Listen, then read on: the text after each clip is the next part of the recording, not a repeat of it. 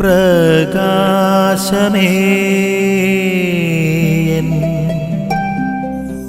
മിഴി തുറക്കുക വേഗം.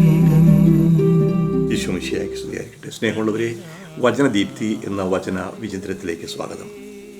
ഇന്ന് ഡിസംബർ 6 ഇന്നത്തെ വായനയ്ക്കായി സഭ നിർദ്ദേശിച്ചിരിക്കുന്നത് മത്തായി എഴുതിയ സുവിശേഷം 13-ാമത്തെ അധ്യായം 12 മുതൽ 17 വരെയുള്ള വാക്യങ്ങളാണ്. അതിൽ നിന്ന് ഒരു വാക്യം ഞാൻ വായിക്കട്ടെ. 12-ാമത്തെ വാക്യം: ഉള്ളവന് നൽകപ്പെടും, ഒരു സമൃദ്ധി ഉണ്ടാവുകയും ചെയ്യും. ഇല്ലാത്തവനിൽ നിന്ന് ഉള്ളതുപോലും എടുക്കപ്പെടും. ഉള്ളവന് കൊടുക്കപ്പെടും, ഒരു സമൃദ്ധി ഉണ്ടാവുകയും ചെയ്യും. ഇല്ലാത്തവനിൽ നിന്ന് ഉള്ളതുപോലും എടുക്കപ്പെടും. വളരെ അനീതിയായിട്ട് തോന്നാം ഈ വാക്യമല്ലേ? ഇത് സംഭവിച്ചുകൊണ്ടിരിക്കുകയാണ്. സമ്പത്തുള്ളവൻ കൂടുതൽ സമ്പന്നനാവുന്നു, ദരിദ്രൻ കൂടുതൽ ദരിദ്രനാവുന്നു. ഇതിനെങ്ങനെ ന്യായീകരിക്കാൻ സാധിക്കും? ദൈവം തന്നെ കൊടുക്കുന്നതാണോ?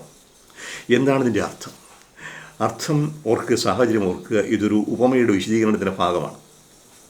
വിതക്കാരൻ്റെ ഉപമ. വിതക്കാരൻ വിതയ്ക്കുന്ന വിത്ത് ഫലം പുറപ്പെടുവിക്കാതെ പോകുന്നു.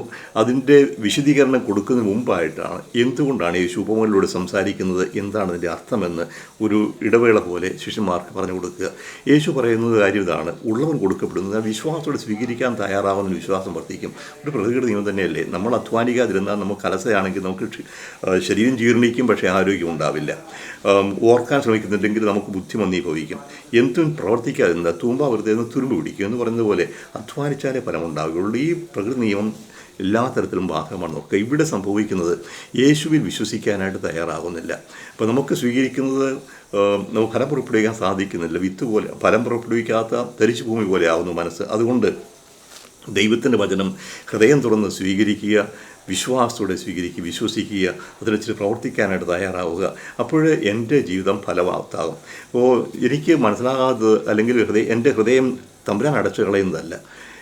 ഞാൻ മനസ്സാവുന്നില്ല, എൻ്റെ ഹൃദയം തുറക്കാൻ വിനയത്തോടെ എളിമയോടെ വചനം സ്വീകരിക്കാൻ മനസ്സു മാറാൻ തയ്യാറാവുന്നില്ലെങ്കിൽ എനിക്കത് മനസ്സിലായിരുന്നു വരില്ല. അതുകൊണ്ട് ദൈവത്തിൻ്റെ വചനത്തിന് കാതടയ്ക്കാതെ ഹൃദയം തുറന്ന് കാതു തുറന്ന് സ്വീകരിക്കാൻ, അതിനനുസരിച്ച് ജീവിതത്തിൽ പരിവർത്തനം വരുത്താൻ, ദൈവരാജ്യ അനുഭവം സ്വന്തമാക്കാനുള്ള കൃപ നമ്മൾ പ്രദാനം ചെയ്യുന്നു.